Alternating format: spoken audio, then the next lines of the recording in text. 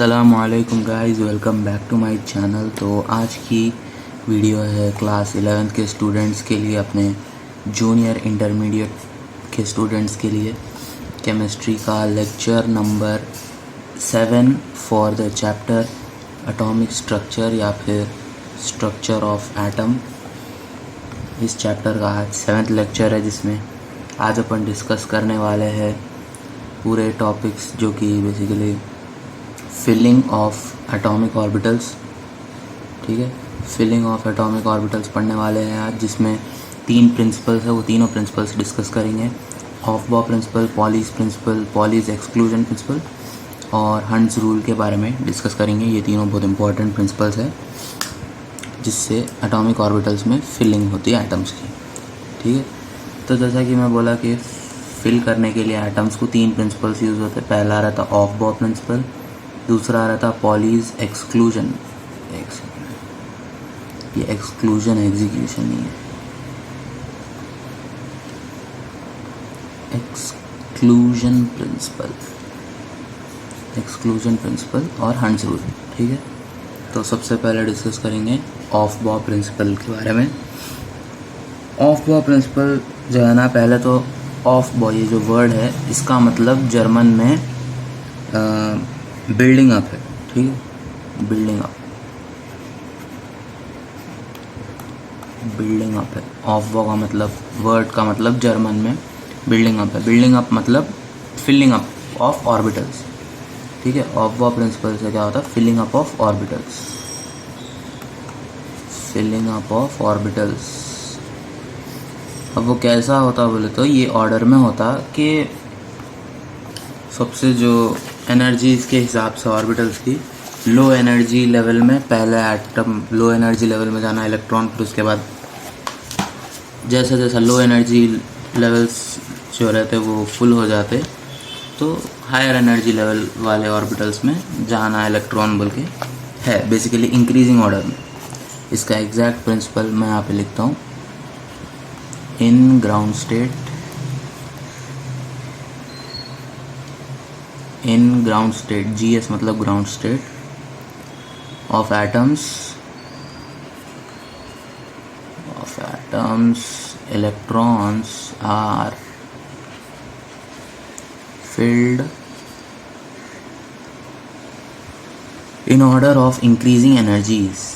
ये exact principle है, in order of increasing energies।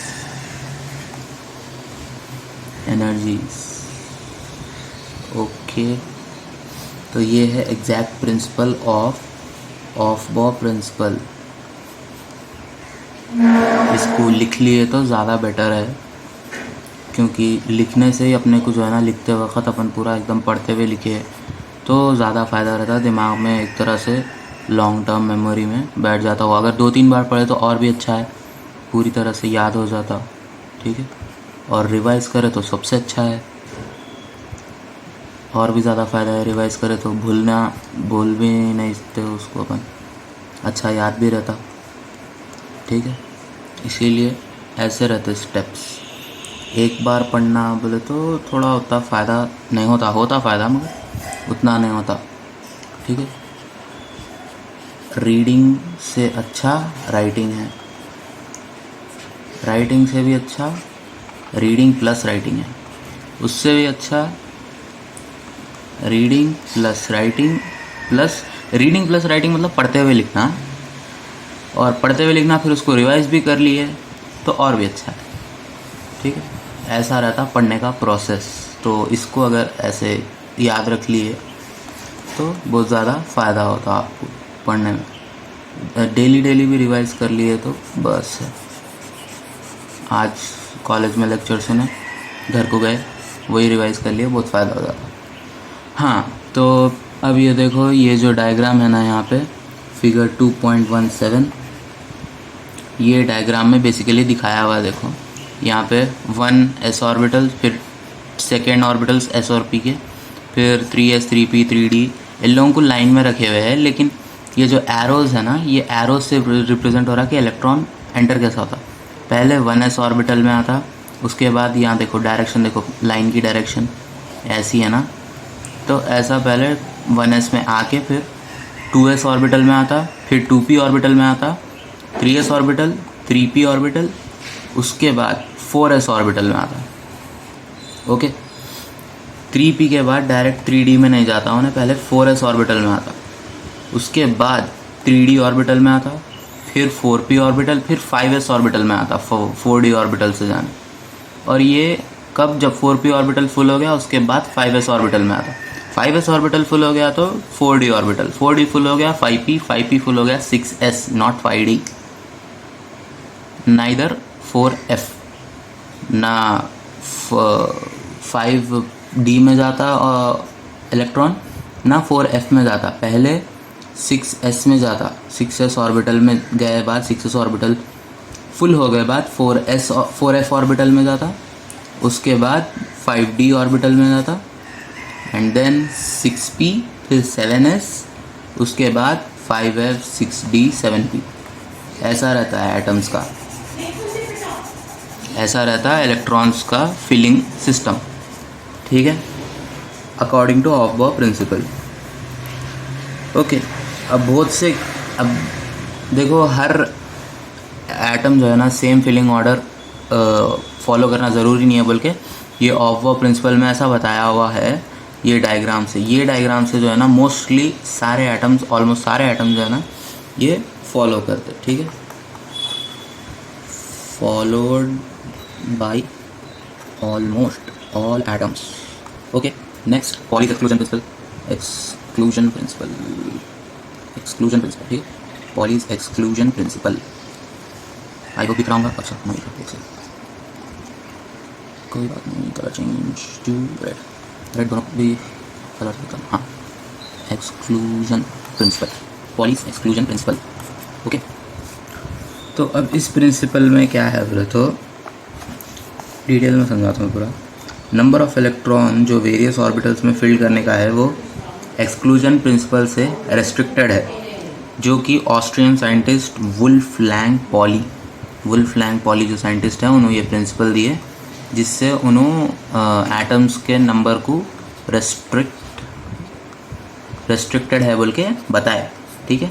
Atoms restricted है मतलब कुछ एटम्स ही जा सकते हैं एक पर्टिकुलर ऑर्बिटल में। इस प्रिंसिपल के according no to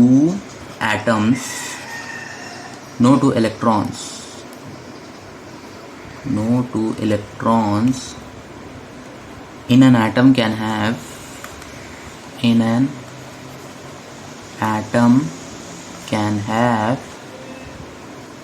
same set of 4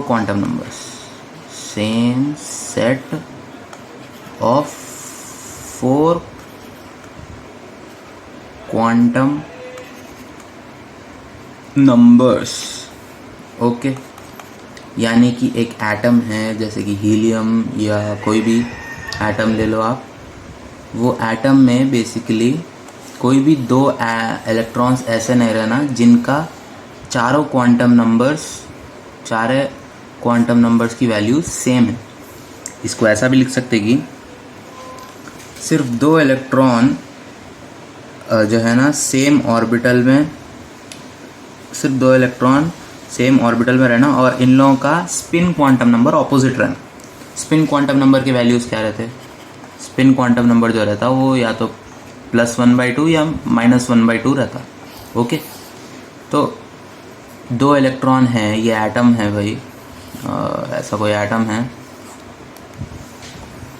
ये न्यूक्लियस है। ओके, 2 इलेक्ट्रॉन हैं, इन लोगों के अगर N, L, M suffix L, ये तीनों क्वांटम नंबर्स की वैल्यूज़ कांस्टेंट है, ठीक है, N, L, M suffix L, तो इनका स्पिन क्वांटम नंबर ऑपोजिट रहना, एक नेगेटिव में रहना, एक पॉजिटिव में रहना, ऐसा। ओके, ये azimuthal quantum number, principal quantum number और ऑर्बिटल क्वांटम नंबर है ये, ठीक है। Orientation quantum number, magnetic quantum number भी बोलते हैं ना, हाँ।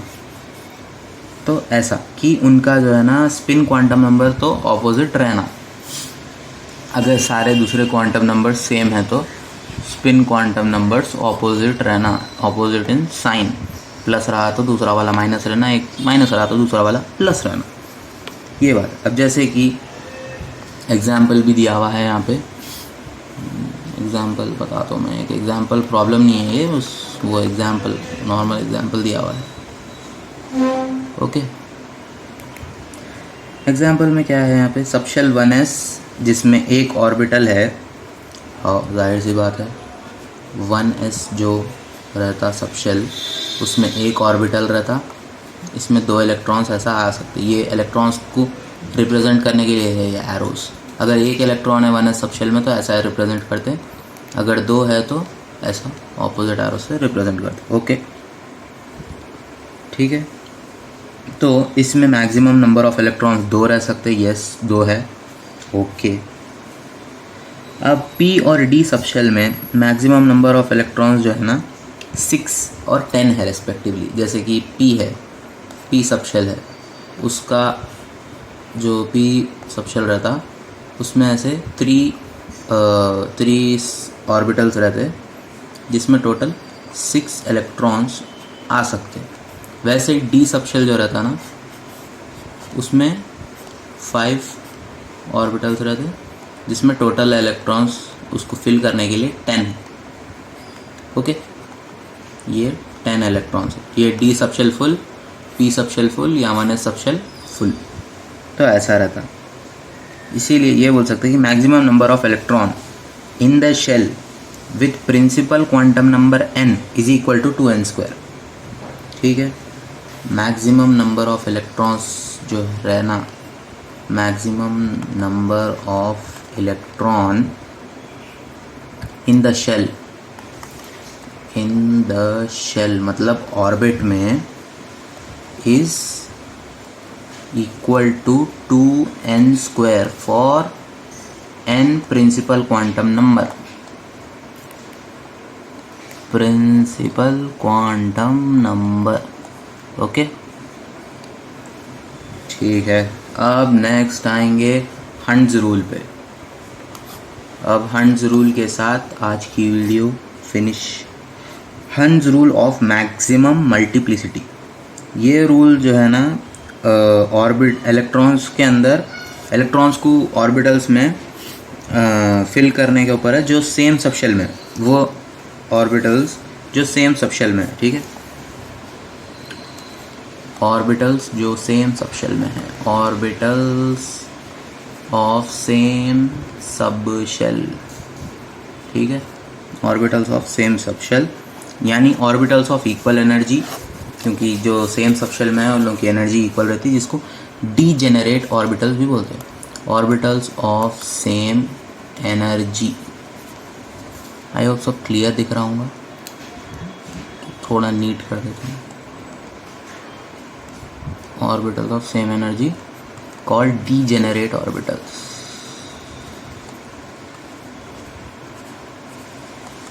ओके, डीजेनरेट ऑर्बिटल्स बोलते हैं जो ऑर्बिटल्स की एनर्जी सेम रहती, जो सेम सबशेल में रहते, उन ऑर्बिटल्स को बोलते हैं डीजेनरेट ऑर्बिटल्स। ओके, ये सेशन का जो ये पीडीएफ है जो यहाँ पे है ये सब, इसका लिंक मैं डिस्क्रिप्शन में है, तो आप लोग वहाँ से पीडीएफ फॉर्म में उसको डाउनलोड कर ले सकते हैं नोट्स के तौर पे। ठीक है, अब इसका स्टेटमेंट क्या है, वो स्टेटमेंट यहाँ पे लिख लेंगे। Statement of Hund's rule, statement है pairing of electrons in the orbitals belonging to same subshell P, D और F। Pairing of electron in orbitals belonging to same subshell, of same subshell, subshell P, D और F। यहाँ पे P, D और F orbital का यहाँ पे जिक्र नहीं हुआ है। does not take place until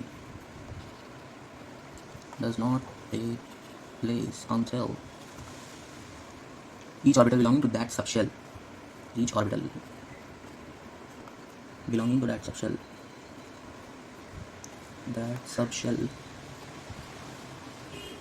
that subshell has got one electron. Shell has got one electron each. That is, it is single occupied. It is single occupied. Electron की pairing जो है सेम सबशेल वाले orbitals में नहीं होती। कब तक? जब तक हर ऑर्बिटल जो वो सबशेल का हर एक ऑर्बिटल है उसमें एक इलेक्ट्रॉन रहना। अब देखो, जैसे कि ये एक एम्प्टी ऑर्बिटल है। बेसिकली मैं समझा देता हूँ। ऑर्बिटल्स को देखो ऐसा रिप्रेजेंट करते हैं। ये कौन सा रहता है? ये डी ऑर्बिटल समझो इसको। ओके, डी ऑर्बिटल ऐसा रहता जिसमें आपके पास 5 सबशेल्स रहते, ठीक है, 5 सब ऑर्बिटल समझो। अब डी ऑर्बिटल में टोटल आते हैं 10 इलेक्ट्रॉन्स बोल के बोला था मैं। अब समझो 5 इलेक्ट्रॉन्स है तो 5 इलेक्ट्रॉन्स ऐसा आते, ओके, 1 2 3 4 5। ये 5 के 5 इसको हाफ स्टेबल बोलते, ठीक है। हाफ फील्ड ऑर्बिटल है ना, इन्हें ये हाफ फील्ड हो जाता है। ये हाफ फील्ड ऑर्बिटल मतलब इन्हें स्टेबल है अब, ठीक है। कोई भी इलेक्ट्रॉन अगर यहाँ आया तो पेयर हो सकता कोई से भी। तो अब जैसे कि ये फर्स्ट सबशेल है ना, यहाँ पे पेयर हो जाता आया तो एटम, कोई इलेक्ट्रॉन आया तो। नहीं तो इन्हें ऐसे ही रहता, ठीक है। अब आप सोचेंगे कि देखो, अगर यहाँ पे ऐसी डी ऑर्बिटल है, एक डी ऑर्बिटल ऐसा बना दिया मैं, ओके। यहाँ पे सिर्फ 3 इलेक्ट्रॉन आना है तो एक ऐसा पहले इधर ही पेयर होके दूसरा इधर, ऐसा नहीं आता, ठीक है। ये रॉन्ग है, ऐसा नहीं आता, ये राइट है। This is correct 100%। तो वैसा नहीं होता, ये मेथड करेक्ट है, ओके। ऐसा हो जाते हैं इन लोग।